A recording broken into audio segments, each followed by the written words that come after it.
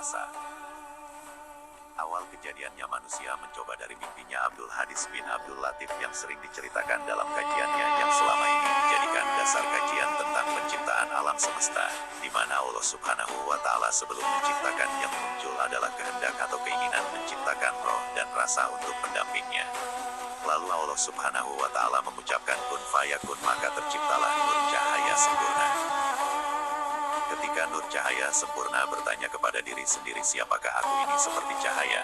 Dan aku mendengar suara kun fayakun, ya akulah yang pertama kali perkataanku yaitu kun fayakun, akulah Allah.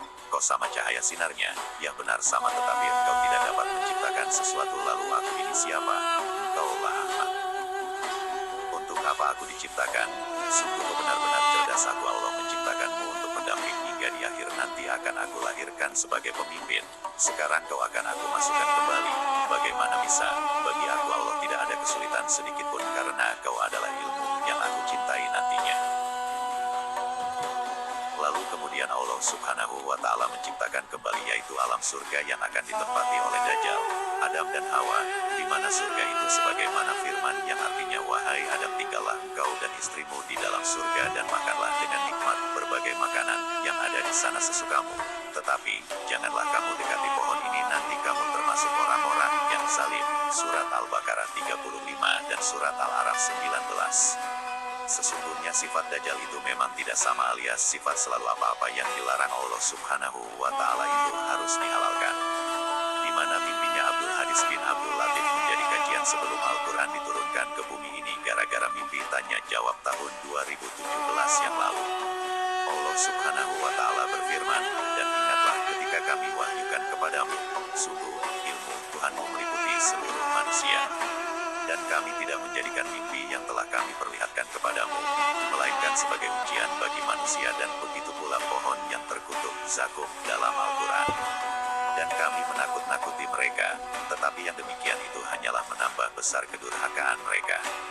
QS Al-Isra 17 ayat 60. Kita kembali kepada judul di atas yaitu roh dan rasa. Roh itu adalah ilmu asma 99 yang ditiupkan Allah Subhanahu wa Ta'ala yang tidak akan mati ataupun musnah, di mana roh itu hidup yang menggerakkan sesuatu benda alam yang telah menjadi jasad. Rasa adalah jasad mengatur apa-apa yang dilihat oleh panca indera yang menimbulkan suatu keinginan.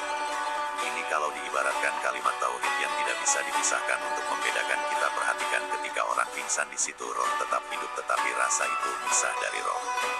Ketika Allah Subhanahu wa Ta'ala menyatukan roh dan rasa, sejarahnya adalah ketika Adam dan Hawa melanggar larangan Allah waktu di surga, maka Adam dicabut rohnya atau diambil diganti dengan rohnya Ahmad dimasukkan ke jasad sebelah kiri, lalu Allah meniupkan asma 99 memasukkannya ke sebelah kanan. Jadi Adam yang diturunkan ke bumi itu adalah Ahmad dan ilmu Allah, sedangkan Allah Subhanahu wa Ta'ala berada bersemayam di aras. Ketika Adam dan Hawa serta Dajjal diturunkan ke bumi, Allah Subhanahu wa Ta'ala berfirman, surat Al-Araf 7 ayat 11, artinya, dan sungguh kami telah menciptakan kamu kemudian membentuk tubuhmu, kemudian kami berfirman kepada para malaikat, bersujudlah kamu kepada Adam. Maka mereka pun bersujud kecuali iblis. Ya, iblis tidak termasuk mereka yang bersujud. Kita kembali lagi kepada ketetapan atau menetapnya roh dan rasa. Sekarang masalah roh, di mana bahwa roh itu menetapnya seperti yang menciptakannya tetapi dalam lingkungan jasadnya saja.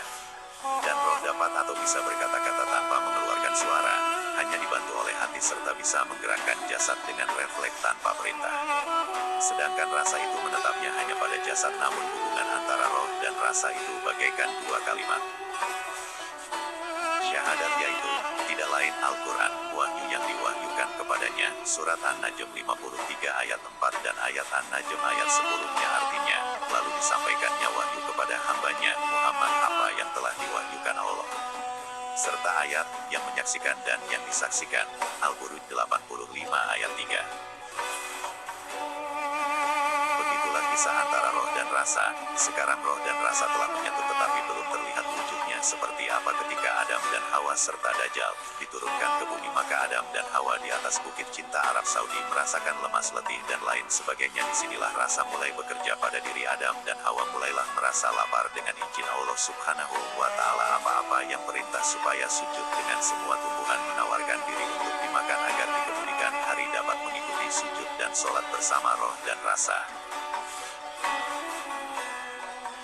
Dengan kebahagiaan tanaman yang dimakan maka menjadilah air mani cinta, maka terjadilah Adam dan Hawa berhubungan badan. Maka hamillah Hawa di dalam kandungan Hawa. Allah Subhanahu wa Ta'ala meniupkan asma ilmu 99, maka terbentuklah jasad yang akan meneruskan generasinya. Dan Allah Subhanahu wa Ta'ala berpesan pada surat Yasin 60, jangan sampai terulang lagi seperti di surga.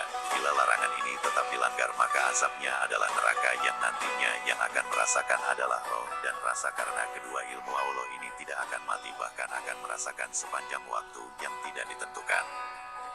Jadi intinya di bumi ini semuanya mempunyai tanda-tanda yang menunjukkan dua kalimat tauhid. Tetapi ada juga yang tidak ada tanda seperti pohon kaktus, pandan duri, bunga lidah mertua dan sejenisnya, karena itu adalah pohon berasal dari neraka.